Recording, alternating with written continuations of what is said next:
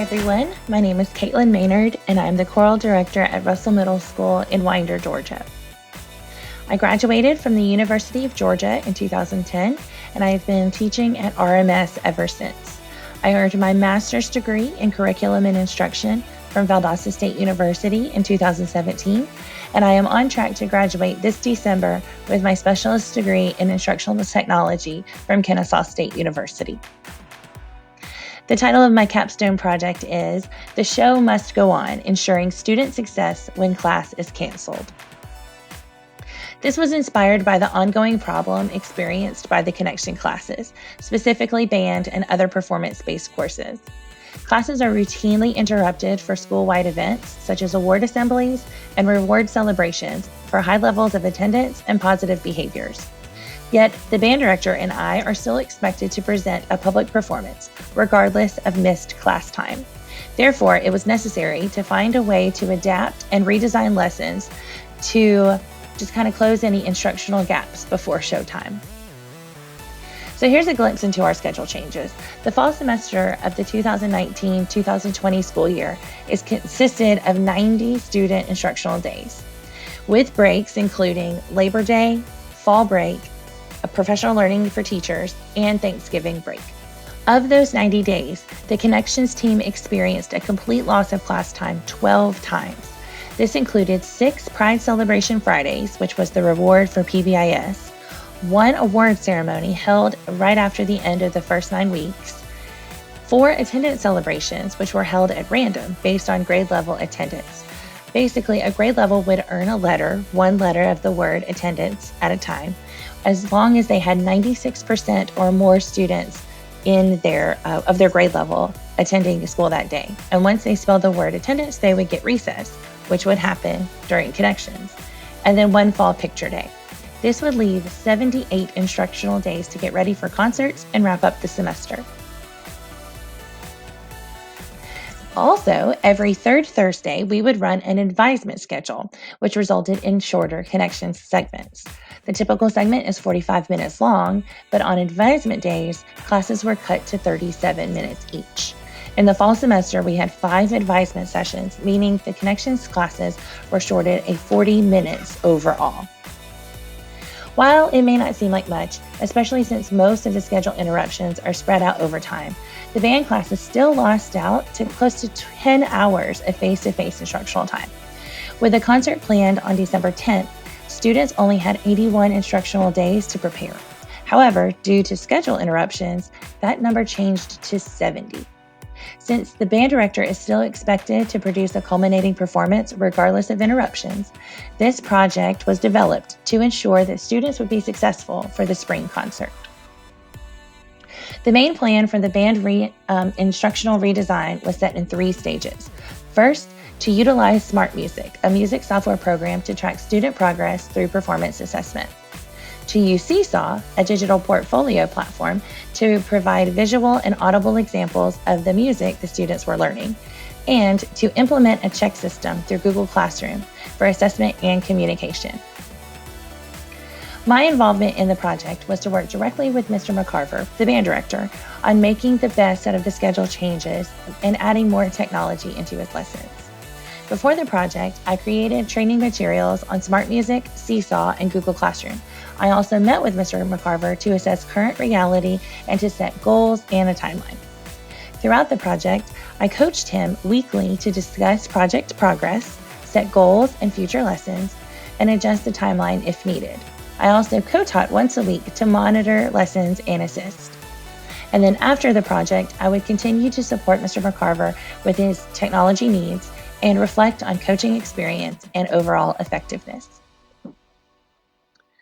The proposed evaluation plan for the Capstone project consisted of 3 sections. First was student participation data and formative assessment scores through the 3 technology editions, Smart Music, Seesaw, and Google Classroom. This is an example of an assignment given via Smart Music, which gives them the tempo setting, they can play with a metronome, it gives them everything that they would see in the book, but it's just digital, and they would be able to record their performance to be assessed. The spring concert performance evaluation rating and feedback form from the panel of judges And this is just straight from the Georgia Music Educators Association. This is what the bands would be rated by when they would go to that performance every spring. And then a survey results of effectiveness by the students, Mr. McCarver, and our technology coach. And this is just an example of one of the first ones that we used, just kind of getting a baseline of their interest using smart music.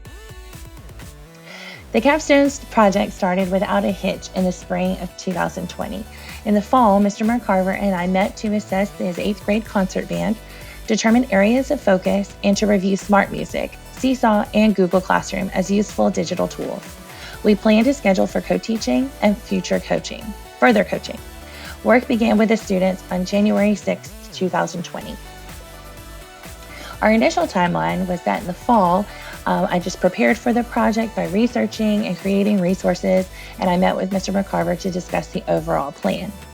In the spring, we would begin the project, hold daily meetings to plan and review, and co-teach once a week. And then in May, we would host a large group performance evaluation type panel of judges at the spring concert for the concert band's evaluation and feedback.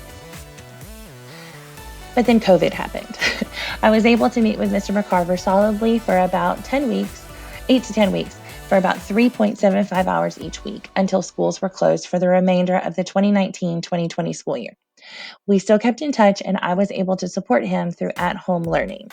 And these are just little messages and graphics that our school system released, just kind of showing that timeline from March 12th, March 17th, March 26th, and April 1st, how it all changed pretty quickly. Here's just a breakdown of my capstone log.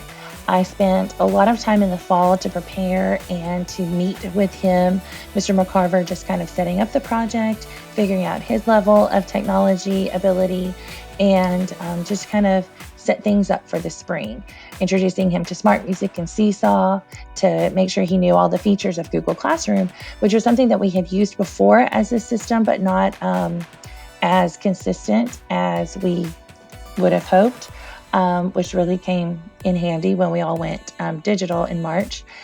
We'd also met with our media specialist and the media clerk to schedule times that his students could check out the Chromebooks. And then we kind of wrapped everything up before winter break, just to make sure we would be ready to go in January. Then once we came back in January, we had one more just pre-project meeting before we got the kids involved. And then we would meet weekly, every day a week for about 10 weeks. We were able to meet with this schedule Monday through Friday to just kind of plan for the next day, and then also co-teach on Thursdays, and then discuss the week's progress, how we're doing with the project overall, and if we needed to make any tweaks or adjustments. Then when we were closed because of COVID-19, we didn't meet quite as much, but I still wanted to check in with him, especially since this was something completely new. Again, like I said, we weren't really used to using Google Classroom, but I had more knowledge of it than he did, so I was able to support him there since that's how we gave our assignments and everything. It really came in handy that the students had already had smart music access, because then they could still continue to practice while they were at home, even though we had to inevitably cancel that concert.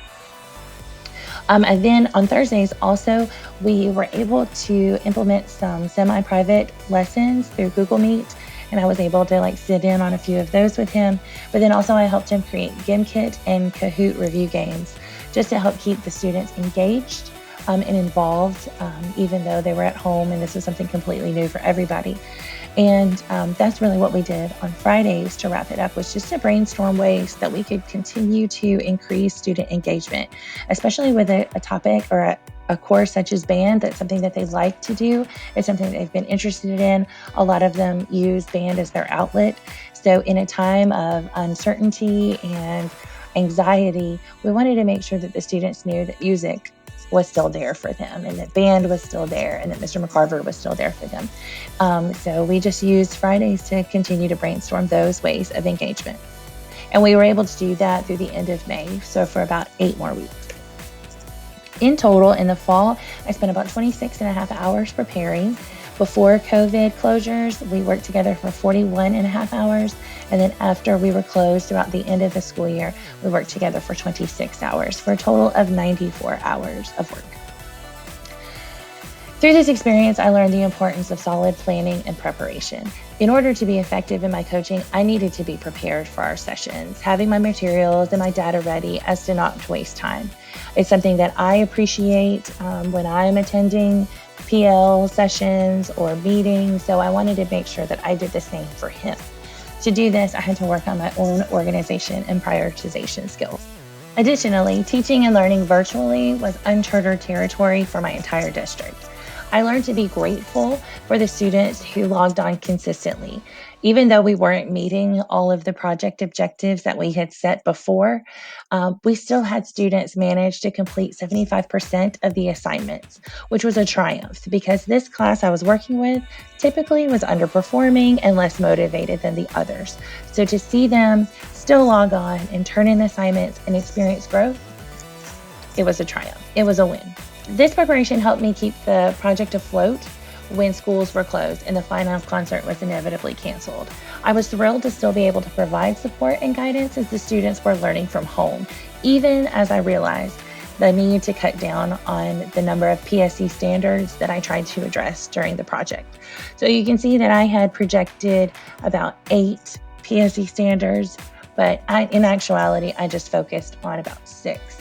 Authentic learning, assessment, data analysis, classroom management, and collaborative learning and online learning. So 5. I focused on 5 PSE standards. And then overall, this project provided an opportunity to truly demonstrate what I've learned in the instructional technology program. I know that I have a better understanding of the field of K-12 instructional technology, especially in how effective use of digital tools can help our students reach their learning goals.